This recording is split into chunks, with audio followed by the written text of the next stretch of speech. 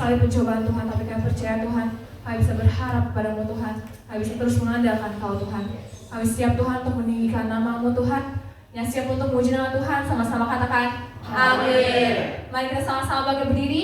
Boleh kasih salam kiri kanannya, katakan Tuhan kita dahsyat, Tuhan kita dahsyat, Tuhan kita dahsyat.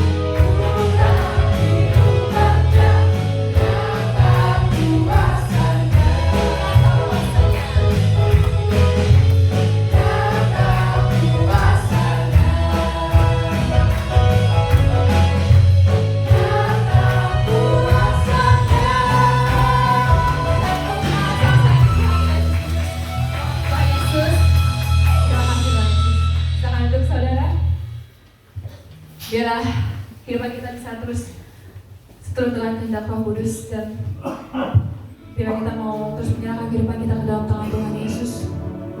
Mari kita sama-sama hidup untuk Tuhan Yesus, bukan bagi dunia ini. Terima kasih Tuhan, mengalir kuasa-Mu Tuhan di tempat ini Tuhan.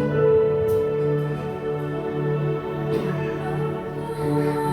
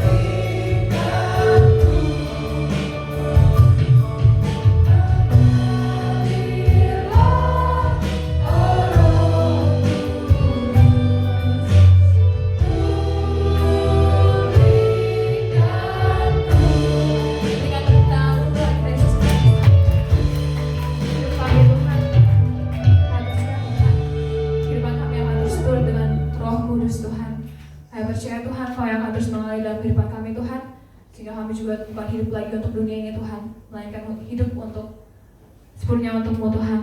Kami siap Tuhan untuk menerima firman-Mu pada pagi hari ini. Buka hati kami Tuhan, pikiran kami, agar hati dan pikiran kami juga hanya fokus kepada-Mu Tuhan.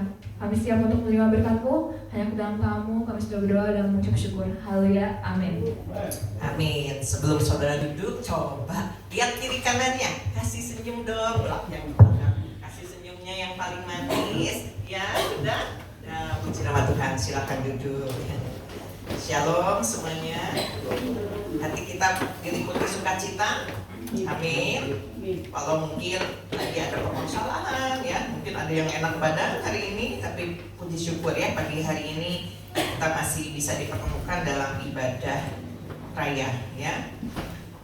Saudara, puji-pujian yang sungguh boleh terus membawa kita untuk lebih dekat lagi sama Tuhan, menyembah Tuhan. Bukankah ketika kita menikmati suasana pujian benar-benar connect sama Tuhan, bukan hanya sekedar berkata-kata melalui bibir ini, tetapi kita merasakannya dalam hati. Kayak tadi ya, pujian yang terakhir itu adalah perkataan firman Tuhan.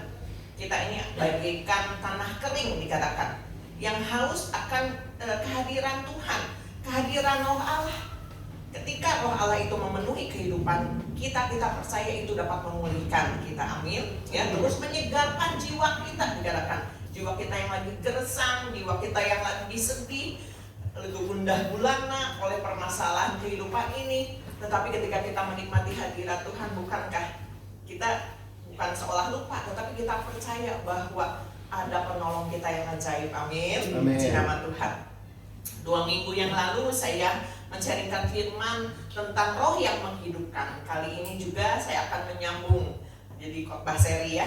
Kalau 2 minggu yang lalu saudara datang ke ibadah ini, saudara pasti ingat apa inti supaya kita merasakan roh yang menghidupkan itu seperti apa sih gitu ya.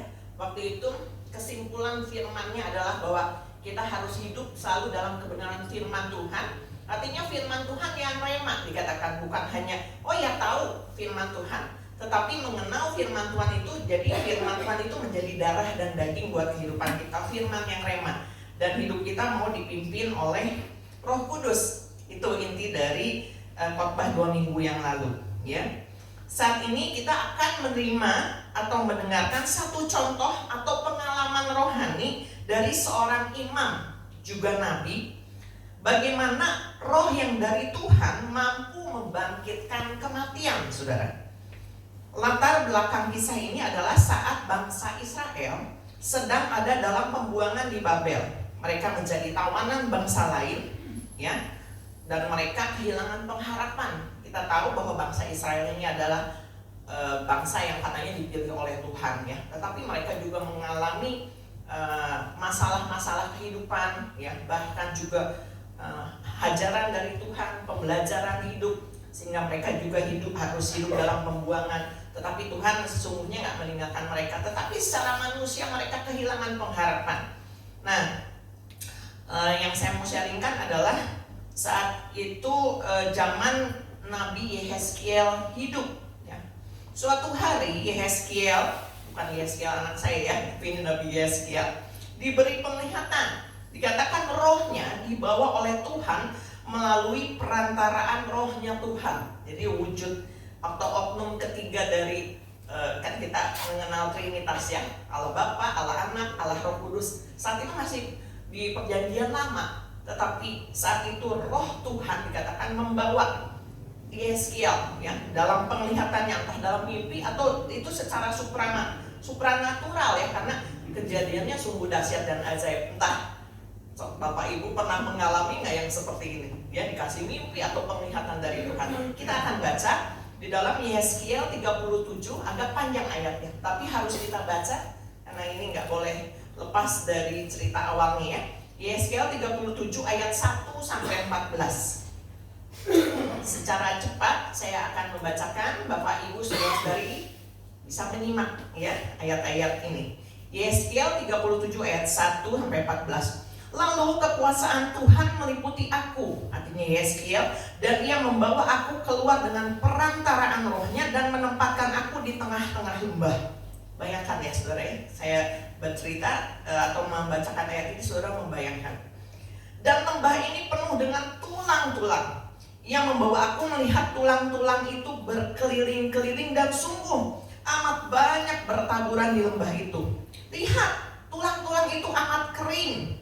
Lalu ia berfirman kepadaku, hai anak manusia, dapatkah tulang-tulang ini dihidupkan kembali? Aku menjawab, ya Tuhan Allah, Engkaulah yang mengetahui.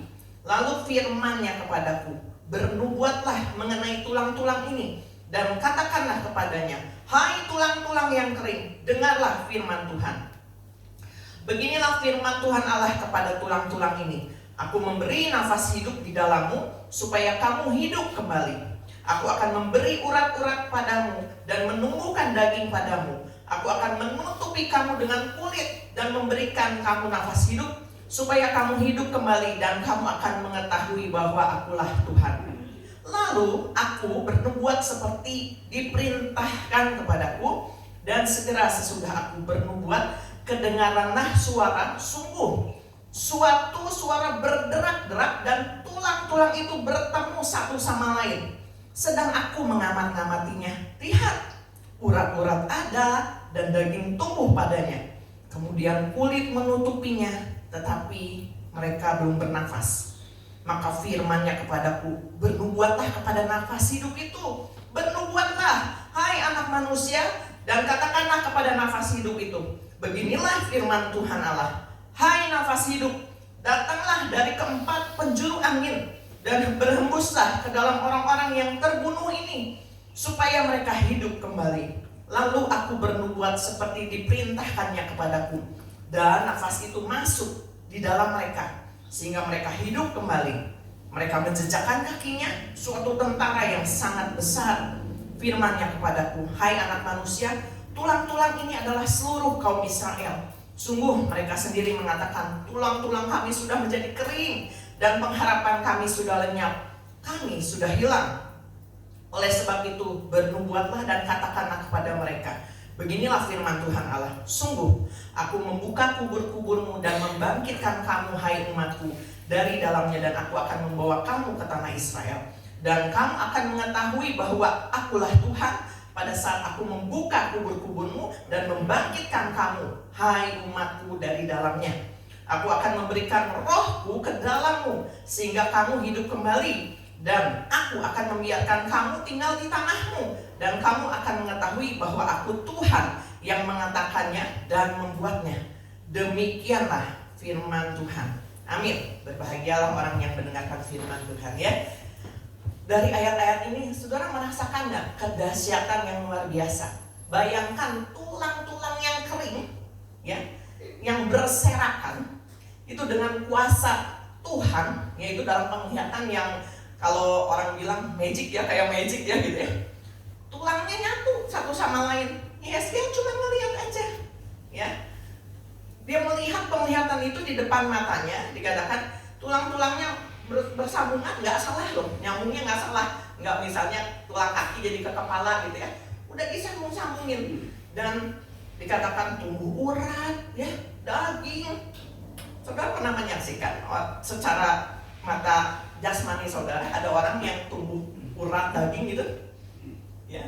Saya kalau baca ini suka ingat dulu kesaksian pendeta Timotius Arifin, ya kalau nggak salah dia pernah menyaksikan mujizat.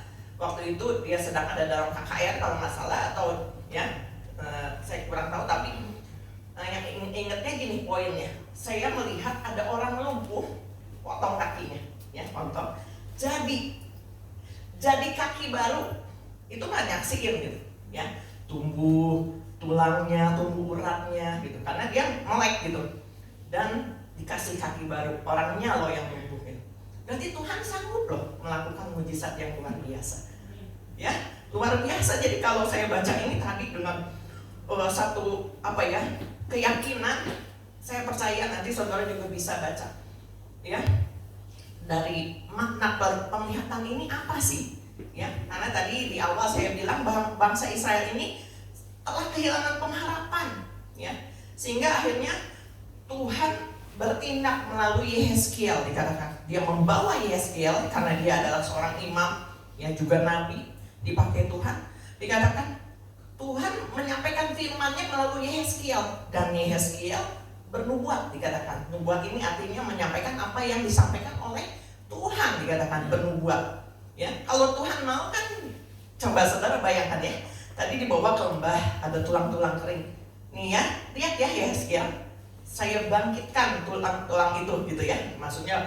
Tapi ini Tuhan memakai Yehezkiel. Dia berfirman kepada Yehezkiel, dan Yehezkiel menyampaikan firman itu kepada tulang-tulang itu. Jadi Allah mau memakai Yehezkiel untuk membangkitkan Israel, dikatakan. Ya, kita percaya bahwa Tuhan, masing-masing kita tahu ya, Tuhan itu sanggup membangkitkan kita. Tetapi ada makna dari sini. Tuhan mau memakai kita, saudara, menjadi seperti Yehezkiel untuk menyampaikan kabar baik ini, firman Tuhan ini kepada yang lain. Sehingga kita juga, bukan hanya kita yang mengalami kebangkitan, tetapi orang-orang lain mengalami kebangkitan, dan mereka diingatkan bahwa selalu ada pengharapan di dalam Tuhan Yesus. Amin. Kita mungkin saat ini kehilangan pengharapan. Ada yang di sini kehilangan pengharapan atau pernah mengalami, ya, seolah-olah putus asa hidup. Kalau namanya kehilangan pengharapan gitu ya, udah nggak mau hidup lagi.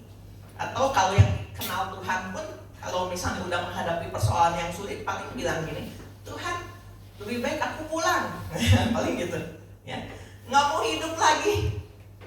Manusia kadang kalau sudah mengalami persoalan kehidupan yang berat, ujung-ujungnya menyerahnya seperti itu.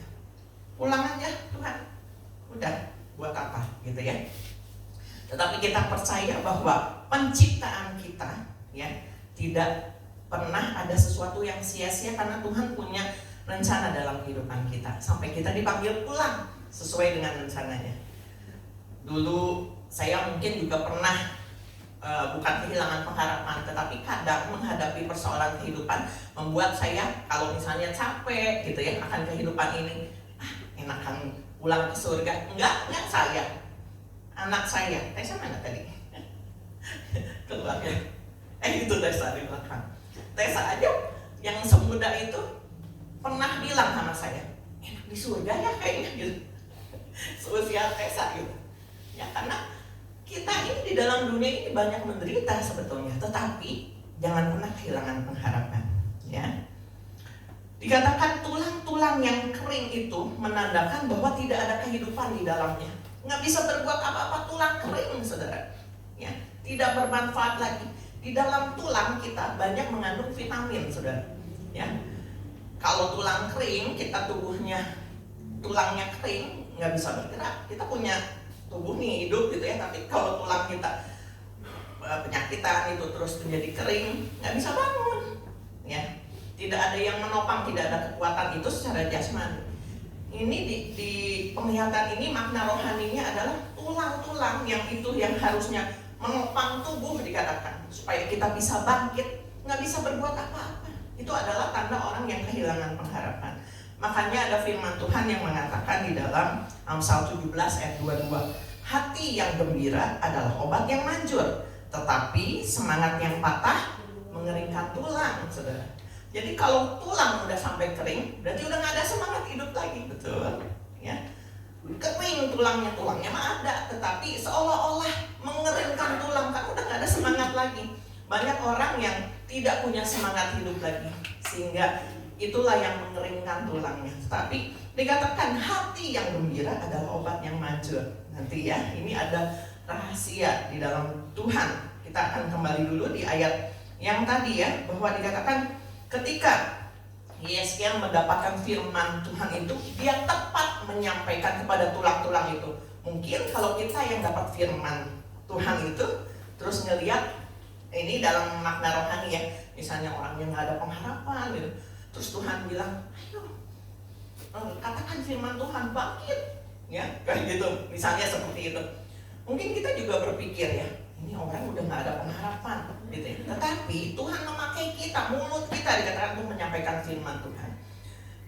Bahwa firman Tuhan yang kita ucapkan itu juga bukan hanya berguna buat yang lain, tapi buat kita sendiri, membangkitkan semangat kita. Kadang kita lagi lemah, begitu kita perkatakan firman Tuhan, itu akan menimbulkan satu kekuatan yang baru dalam kehidupan kita. Jadi kalau saudara misalnya dalam keadaan lemah aja, ya, ucapkan firman iman dikatakan, firman yang rema. Ini prakteknya berarti ya, dari roh yang menghidupkan, bahwa dikatakan kita harus hidup dalam kebenaran firman Tuhan itu. Berarti nggak hanya, oh hari Minggu aja kita terima firman Tuhan, oh tiap hari aja saya baca renungan dari Ibu Gembala, terus Maya juga suka kirim renungan, Bapak Gembala suka kirim ayat gitu. Nggak hanya itu, tetapi itu harus rema dalam hidup kita, ya. Jadi daging dikatakan, diucapkan firman itu, sehingga dikatakan menimbulkan satu kekuatan baru, ya. Dan dikatakan ketika dia menyampaikan firman itu, tulang-tulang nyatu, urat-uratnya nyatu, udah jadi daging, udah ditutupi kulit, tetapi mereka belum bernafas. Saudara, saya membayangkan waktu Tuhan menciptakan manusia pertama mungkin seperti ini, ya. Dia membentuk manusia dari debu tanah dikatakan, tetapi mungkin bukan secara maksudnya sungguh-sungguh tuh dari mungkin dipakai tanah untuk menutupi bagian kulitnya gitu, jadi kulit ya, tetapi nggak cetek itu gitu. Kalau yang ahli patung membuat patung, ya, dia membuat begitu indah dengan bentuk yang masif atau yang padat, ya, di dalamnya juga dari tanah. Tetapi luar biasa kalau Tuhan menciptakan, berarti detail dong, ya, tulang-tulangnya gitu. Karena dikatakan itu kan manusia pertama. Tetapi ada firman Tuhan yang lain setelah manusianya jadi, terus berpasangan, menikah, terus punya anak, ya, seperti Ibu Marta nih sekarang lagi mengandung, ada jabang bayi di dalam kandungannya. Itu Tuhan bilang dibentuk, dikatakan. Dari dalam kandungan dibentuk, ya. Mulai dari sel telur bertemu dengan sel sperma, terus membentuk menjadi seorang bayi mungil, ya. Tulang-tulangnya, matanya, gitu. Itu Tuhan bentuk sempurna, ya. Jadi saya percaya bahwa keberadaan kita secara manusia dikatakan ini punya rencana yang indah, apalagi orang yang percaya Tuhan Yesus dikatakan. Ada roh kehidupan yang Tuhan taruh di dalam kehidupan kita. Bukan hanya sekedar nafas. Tadi dikatakan panggil angin dari keempat penjuru mata angin, dan mereka bisa bergerak, bisa bernafas. Kita saat ini bisa bernafas semuanya. Tetapi sudahkah kita memiliki roh yang menghidupkan itu? Nah tadi, ya, dari perkara yang sederhana saja, tadi adalah di Amsal 17 ayat 22, hati yang gembira adalah obat yang manjur. Ini merupakan respon yang paling sederhana dari kita yang bisa kita lakukan. Hati yang gembira dikatakan, karena itu adalah obat yang manjur. Saudara percaya, ya, ketika saudara bergembira, saudara senyum aja coba. Makanya tadi kenapa saya suruh senyum, daripada manyun. Ya, kalau lagi ada masalah kan ngerung gini ya, terus manyun. Itu tuh kadang jadi sakit kepala, betul nggak Ibu Syuling ya? Lagi sibuk nih misalnya, riuh gitu. Daripada gitu, kadang ada orang yang mendingan ngelawak, ngabodor katanya. Berarti kan kalau orang suasana hatinya gembira, jadi semua terasa ringan, ya, nggak susah gitu. Seperti itu. Tapi pada prakteknya ternyata sulit ya kalau menghadapi masalah yang berat, punya hati yang gembira. Gimana caranya? Kemarin dibahas sebentar juga di kaum wanita, bahwa kita harus memiliki hati yang penuh ucapan syukur. Apapun yang Tuhan kasih, ya, ucapan syukur. Kadang kan yang nggak membuat hati kita yang gembira, kemarin saya minta pendapat dari beberapa ibu, ya karena maunya kita nggak diturutin. Nah itu salah satunya. Kalau nggak keturutan, nggak bisa mengucap syukur. Tapi kalau kita misalnya mengucap syukur, ya, dari hal-hal yang sederhana, kita doa nih belum dijawab, atau dikasihnya lain gitu, tetap kita mengucap syukur. Yang penting kita connect sama Tuhan. Ada ucapan syukur menimbulkan hati yang gembira. Sesederhana itukah? Ya, sesederhana itu saudara. Punya hati yang gembira dikatakan. Jadi kita harus menjaga hati kita tiap hari. Ya, karena dikatakan juga Amsal 4 ayat 23, jagalah hatimu dengan segala kewaspadaan, karena dari situlah terpancar kehidupan, saudara. Jadi hati kita harus dijaga. Kalau ada sampah-sampah yang masuk, yang dari perkataan-perkataan orang, itu juga kadang menimbulkan kita sakit kepala ya. Jadi kepusingan ya, belum masalah-masalah kita. Tetapi dikatakan hati yang gembira adalah obat yang manjur. Nggak usah saudara minum obat sakit kepala saudara, tapi milikilah hati yang gembira, sakit kepala hilang. Amin ya. Ya. Tadi udah ucapan syukur karena apa? Kita memiliki Yesus dalam hidup kita, ya. Kita harus menjadikan hal ini menjadi faktor penting, yaitu memiliki Yesus. Ya. Dengan memiliki Yesus, tentunya kita mau diubahkan, saudara. Nggak boleh keras hati, harus taat sama firman Tuhan, mau dituntun Roh Kudus, ya. Mau dituntun Roh Kudus, mau diubahkan tadi firman Tuhan bahwa bagaikan tanah kering, kita ini adalah tanah kering yang merindukan air, merindukan aliran Roh Kudus, dikatakan memerlukan Tuhan, ya. Terus selanjutnya yang memulihkan jiwaku. Jadi kalau kita memang perlu Tuhan, oh aku memiliki Yesus, izinkan Dia yang mengubahkan dan memulihkan hidup kita. Amin. Kita akan baca ayat-ayat juga di dalam, banyak baca ayat, karena saya percaya ayat-ayat firman Tuhan ini akan menjadi perkataan yang hidup di dalam kehidupan saudara ya. Kita akan baca dalam Roma 8 ayat 10 sampai 17 ya. Roma 8 ayat 10 sampai 17.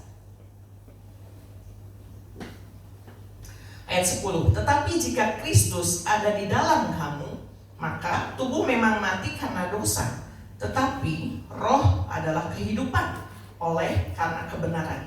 Ya, jadi dikatakan kita punya tubuh, tetapi tubuh kita harus mati dari dosa. Dikatakan kalau kita udah menerima Tuhan Yesus, dan dikatakan kalau Kristus itu ada di dalam kita. Yang dikatakan tadi kita memiliki Kristus dikatakan, tetapi roh adalah kehidupan oleh karena kebenaran. Jadi roh kita tuh harus selalu diisi oleh kebenaran firman Tuhan.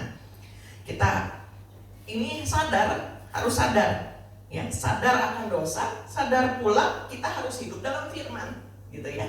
Jadi kesadaran kita sebagai manusia yang sudah ditebus oleh Tuhan harus sadarnya gini, kita sadar nggak boleh berbuat dosa lagi, sadar untuk kita juga hidup mengikuti firman Tuhan.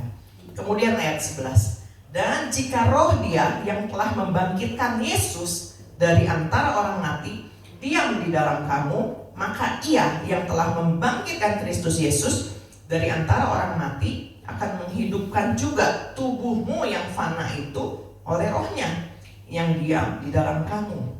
Artinya yang menerima Kristus harus memiliki kehidupan yang baru. Manusia yang lama berlalu, manusia yang baru kita kenakan menjadi ciptaan baru. Ya, contohnya menjadi orang yang lebih sabar, menjadi orang yang lemah lembut, ya. Jadi diubahkan semuanya, ya. Kemudian ayat 12. Jadi saudara-saudara, kita adalah orang berhutang, tetapi bukan kepada daging supaya hidup menurut daging. Ini poin penting. Kita berhutang, jangan kita jadi berbuat kedagingan, ya. Berhutangnya sama Tuhan, karena Dia sudah menebus dan memerdekakan kita dari dosa. Kalau kita sudah dihapus surat hutangnya, jangan berbuat dosa lagi. Nggak boleh seenaknya kita hidup, ya. Nih di ayat selanjutnya, ayat 13. Sebab jika kamu hidup menurut daging, kamu akan mati. Tetapi jika oleh roh kamu mematikan perbuatan-perbuatan tubuhmu, kamu akan hidup. Maksudnya gini, bukan kita nggak akan mati, oh kita hidup kekal ya di dunia, nggak seperti itu. Suatu saat kita meninggal, tetapi roh yang menghidupkan itu akan membuat kita memiliki kehidupan yang kekal. Tetapi sama kita memiliki tubuh yang fana di dalam dunia, kita nggak mati selagi hidup, tetapi oleh karena Roh Kudus itu akan menghidupkan roh kita juga, supaya kita hidup di dalam kebenaran firman Tuhan, ya. Jadi mematikan perbuatan daging itu bukan dengan kekuatan sendiri, nggak mampu saudara. Kita mau marah, mati, oh ya nggak boleh marah, waduh pengen marah gitu. Kita bisa minta pertolongan Roh Kudus, Tuhan tolong. Jadi connect terus sama Tuhan. Waktu mau marah ingat firman Tuhan, ingatnya firman Tuhan. Mau berkata kasar, ingatnya firman Tuhan. Kalau enggak remnya belum, saudara. Kalau nggak ingat firman Tuhan, ceplos aja ngomong, ya enggak? Ya, itu diri kita nggak mampu gitu. Tetapi oleh karena kuasa Roh Kudus, ya kita harus nurut aja. Ya, ayat 14, semua orang yang dipimpin Roh Allah adalah anak Allah. Catat ya saudara, semua orang yang dipimpin Roh Allah adalah anak Allah. Kita semua adalah anak Allah, amin. Saudara berarti mau dipimpin Roh Allah, amin. Ya. Di ayat 15, sebab kamu tidak menerima roh perbudakan yang membuat kamu menjadi takut lagi, tetapi kamu telah menerima roh yang menjadikan kamu anak Allah. Oleh roh itu kita berseru, ya Aba, ya Bapa. Jadi jangan mau jadi budak dosa, karena menjadi budak dosa ketika berbuat dosa justru itu menambah ketakutan, dikatakan ketakutan nggak akan hilang ya, karena takut, karena rasa karena perbuatan dosa sendiri dikejar-kejar oleh rasa takut. Tetapi orang yang sudah menerima Roh Kudus ya, dikatakan hidup di dalam pimpinan Roh Kudus ya, dikatakan dia tidak takut lagi. Ayat 16, roh itu bersaksi bersama-sama dengan roh kita bahwa kita adalah anak-anak Allah. Jadi hidup kita tuh harus jadi kesaksian. Setelah menerima Tuhan Yesus, terus perlahan tapi pasti hidup kita jadi kesaksian. Jangan permalukan Tuhan, tetapi permuliakan Tuhan. Lama-lama diubahkan, dulu orangnya suka marah, sekarang sabar. Dulu orangnya suka ngomong kasar, sekarang enggak. Itu berubah tuh susah loh. Kadang paradigma atau persepsi orangnya masih ingatnya yang lama-lama. Orang mau berubah, aku mau berubah nih gitu. Terus mau praktekin firman, banyak itu masalahnya. Saudara pernah merasakan nggak? Ya, kadang misalnya kita mau mengubah sesuatu, ya, tapi persepsi orang misalnya udah dari omongannya salah, dia mah orang nggak dipercaya atau apa gitu. Kadang itu membuat seseorang yang mau berubah jadi mundur lagi. Tetapi sekali lagi itu bukan karena kekuatan sendiri kalau kita mau berubah, tapi minta pertolongan Roh Kudus sehingga tidak ada lagi pikiran-pikiran negatif yang membuat kita jadi mundur, tetapi kita maju.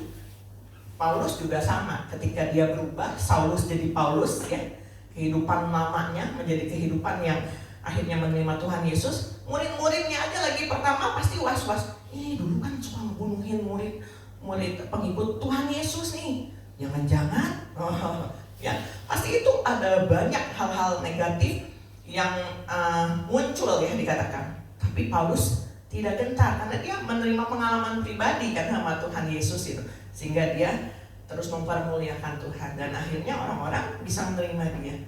Prosesnya nggak mudah, tetapi untuk kehidupan untuk tidak memutuskan untuk tidak berbuat dosa lagi itu harus putus hubungan, saudara.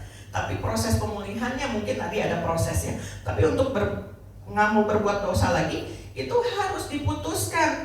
Jadi nggak boleh dikit demi sedikit gitu. Misalnya ya, yang dugem, pergaulan bebas, suka mabok, dikit demi dikit aja ngurangin minumnya. Nggak seperti itu, tapi harus putus hubungan. Ya, yang narkoba harus putus hubungan, nggak boleh dikit demi sedikit. Proses pemulihannya mungkin nggak mudah ya, orang masih nggak percaya atau apa gitu ya, tetapi kita tahu bahwa semua itu bisa dikerjakan oleh pertolongan Roh Kudus ya. Kemudian di ayat 17, dan jika kita adalah anak, tadi orang yang dipimpin Roh Kudus adalah anak Allah ya, maka kita juga adalah ahli waris. Maksudnya orang-orang yang berhak menerima janji-janji Allah, yang akan menerimanya bersama-sama dengan Kristus, yaitu jika kita menderita bersama-sama dengan Dia, supaya kita juga dipermuliakan bersama-sama dengan Dia. Menderita di sini adalah maksudnya mematikan perbuatan daging. Itu adalah penyangkalan diri, mau pikul salib, yang kehidupan lama ditinggalkan gitu. Itu kan tadi ya yang saya bilang, yang asalnya seneng dugem, mabuk-mabukan, ya gitu ya. Itu harus ditinggalkan. Itu adalah pikul salib, saudara. Menyangkal diri, ya, harus mau berbalik dari jalan berdosa. Ya, dunia ini menawarkan kenikmatan. Udah cara mudah untuk mendapatkan uang banyak seperti ini, gitu ya. Tetapi Di dalam Tuhan, kebenaran firman Tuhan tuh nggak pernah salah. Saudara, jadilah kita semua menjadi pelaku-pelaku firman Tuhan. Karena yang itu yang akan menuntun kita. Kita punya roh yang menghidupkan tuh karena gini saudara ya. Kita tahu bahwa kita sudah ditebus tadi. Dikatakan bahwa roh yang sudah membangkitkan Yesus dari kematian itu akan membangkitkan tubuh kita juga dari kematian. Tulang-tulang kita yang kering akan disatukan, ya. Urat, daging, kulit, nafas kehidupan, gitu. Jadi kita punya semangat baru lagi. Tadi ya, miliki hati yang gembira, ucapan syukur, dan kita harus selalu ingat bahwa kita ini punya Kristus gitu. Kita ini milik Kristus. Jadi kalau kita udah jadi milik Kristus, hidup kita juga harus sesuai sama Bapa kita di surga. Amin. Minggu depan kita akan merayakan Paskah. Tiap tahun kita merayakan Paskah. Jumat Agung mengenai kematian Tuhan Yesus dan 3 hari kemudian Tuhan Yesus bangkit. Itu mungkin udah molotok di pikiran kita. Tetapi sudahkah kita mengalami kebangkitan yang sesungguhnya? Yesus yang sudah mati nggak mati selamanya. Tetapi itu menandakan bahwa dosa-dosa harus mati dalam hidup kita. Dan kita dibangkitkan di dalam Kristus. Amin. Kita memiliki hidup yang baru, pengharapan yang baru, semangat yang baru tiap hari di dalam Kristus. Amin. Puji nama Tuhan. Ya. Firman Tuhan nggak saya panjangkan, tetapi biarlah ini harus termetrai dalam hidup kita. Hiduplah di dalam kebenaran firman Tuhan yang rema. Jadi saudara, saat ini mungkin yang lagi sedih, lagi takut, khawatir, doanya belum terjawab, terus perkatakan firman iman. Dan tadi dikatakan ya, kalau orang-orang yang kita sebagai anak adalah orang-orang yang berhak menerima janji-janji Allah. Kita percaya bahwa janji-janji Allah itu akan digenapi dalam kehidupan kita sesuai dengan waktunya Tuhan. Ya. Jangan putus hubungan sama Tuhan, putus hubungannya sama dosa. Jadi orang yang cinta Tuhan, yang memiliki Kristus, dia nggak akan lagi kalau orang jatuh cinta tuh gini. Kemarin lagi pulang ya, saya selipkan aja ya. Lagi pulang sama suami saya ngeliat ada yang pacaran, yang pacaran naik motor gitu ya. Kemarin kan malam minggu ya, main hujan ya, rintik-rintik. Tetapi itu yang namanya pacaran. Hujan-hujanan juga, ya enak aja gitu, hujan-hujanan nggak apa-apa, ya ke kafe ngopi gitu. Tetapi orang untuk ibadah kadang susah, hitung-hitungan sama Tuhan. Mungkin maksudnya nggak seperti itu, tapi kadang kita suka mikirin yang lain, hal-hal jasmani. Hujan, nggak ibadah nanti takut sakit gitu. Jadi perkara-perkara yang seperti itu gitu. Tapi biarlah untuk kita yang udah ditebus, dikatakan menjadi anak Allah, mikirnya nggak gitu lagi, hujan ada payung gitu ya. Jadi kita mikirnya harus sesuatu yang mempermuliakan Tuhan, bukan menghentikan kita untuk ikut Tuhan gitu. Kalau dosa harus dihentikan, tetapi untuk ikut Tuhan harus maju apapun tantangannya. Mengerti ya? Maksudnya itu satu contoh kecil aja, tetapi biar kita terus makin dilatih. Jadi menganggap rugi kalau kita nggak ikut Tuhan, menganggap rugi kalau kita nggak ibadah gitu. Ya, jangan jadi nanti nggak ibadah nggak apa-apa, masih ada minggu depan. Tetapi orang yang memiliki Kristus, dia akan berprinsip, aku nggak ibadah hari ini rugi, gitu ya. Jadi seperti itulah, ya. Biar kita terus makin dikasih pengertian sama Kristus. Saya undang para pemain musik untuk maju ke depan.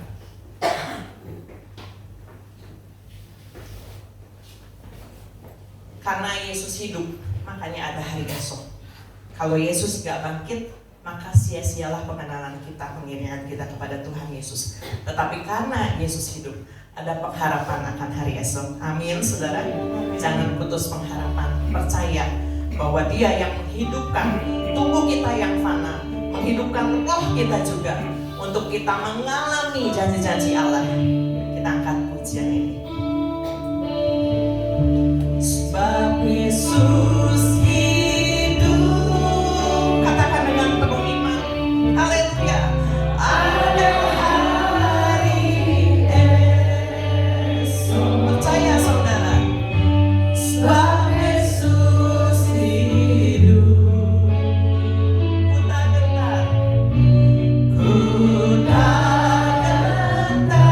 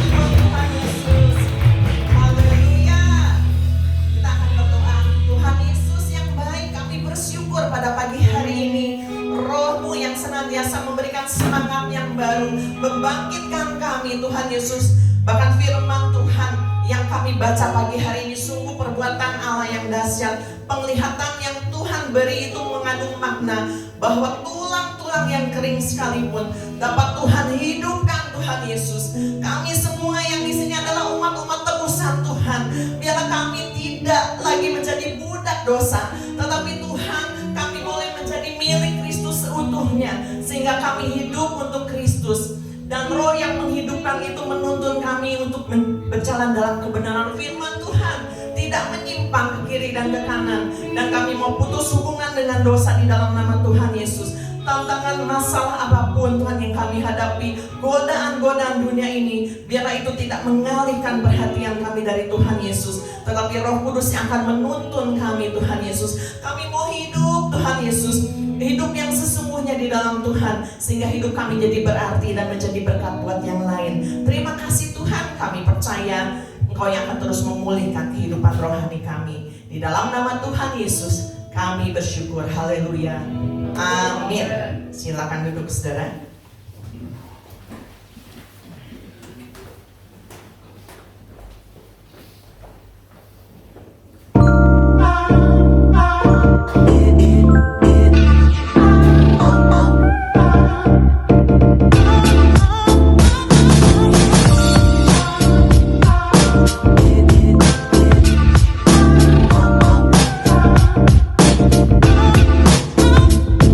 Good morning GBS Kalvari Sukabumi. Welcome home.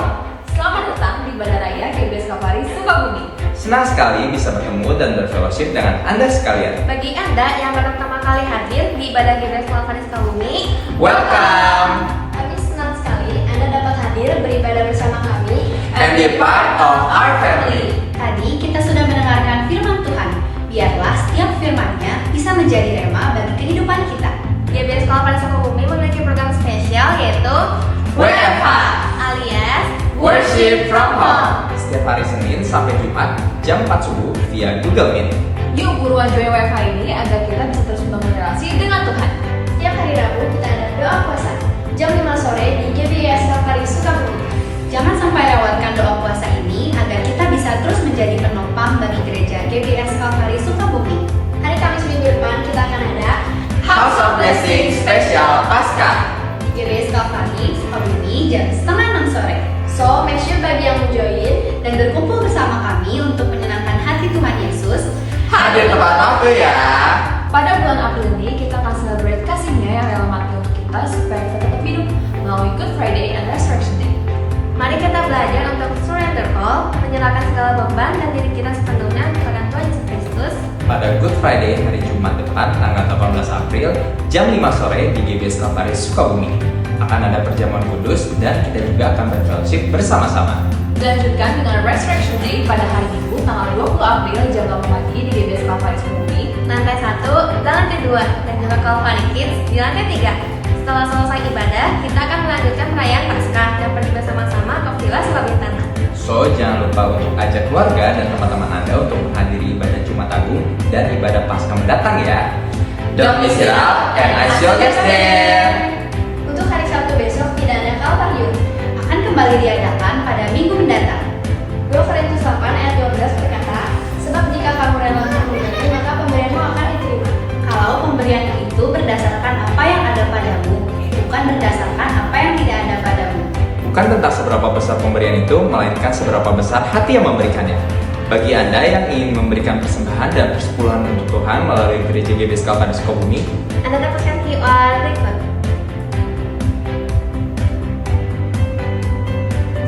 Atau transfer ke nomor rekening berikut ini.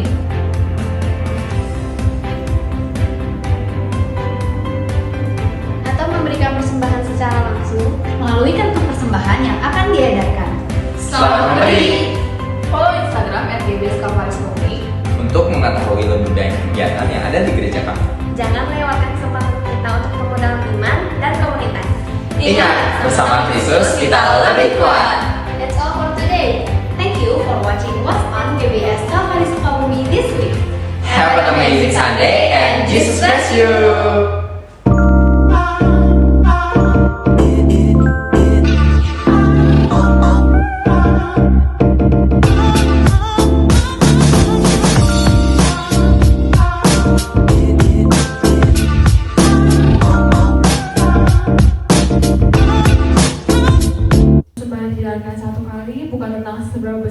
lemahnya, melainkan seberapa besar hati yang berikannya.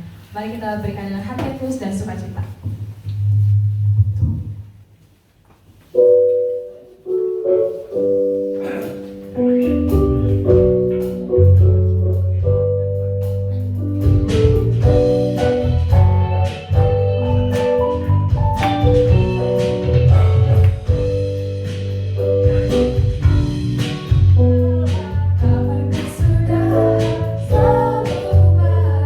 Setiap hari ramai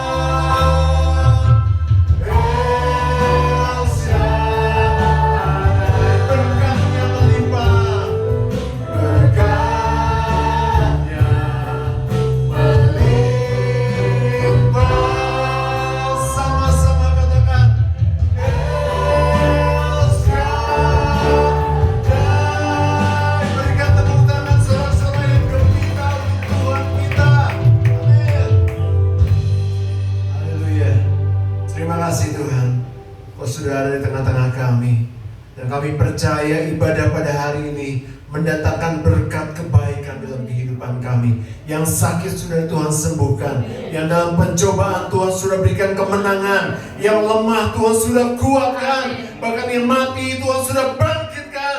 Karena Allah kami, Allah yang luar biasa. Tuhan sudah menjamah setiap kami, memulihkan kehidupan kami. Sudah sepatutnya kami bersyukur kepada Allah yang hidup, Allah yang luar biasa di dalam kehidupan kami. Terima kasih Bapa, biarlah roh yang menghidupkan akan terus tinggal dalam kehidupan kami, agar tubuh-tubuh kami yang mati ini akan dibangkitkan. Roh kami akan dibangkitkan, kami akan menjadi kuat, bahkan kami akan menjadi saksi buat banyak orang. Dan setiap orang yang teman-teman kami yang melihat kami, mereka boleh percaya kepada Tuhan Yesus, karena di dalam hidup kami ada kehidupan ilahi yang luar biasa.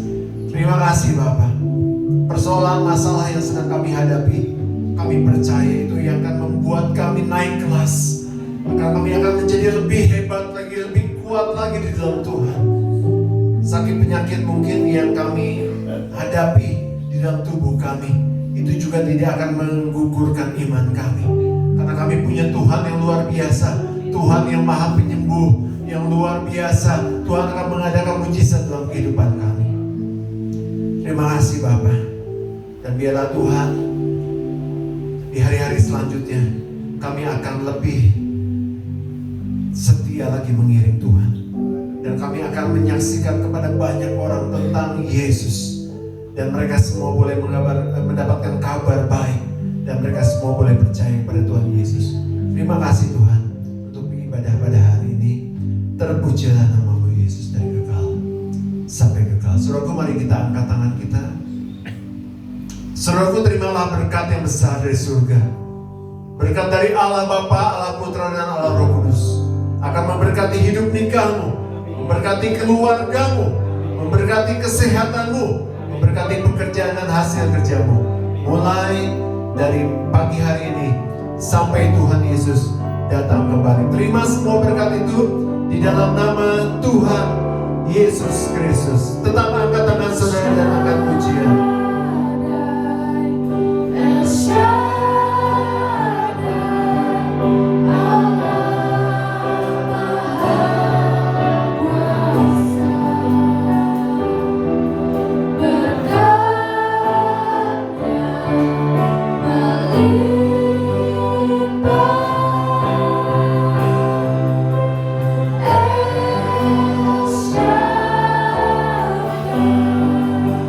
Selamat pulang jemaat GBS Kalvaris Kopi. Happy Sunday, Jesus bless you.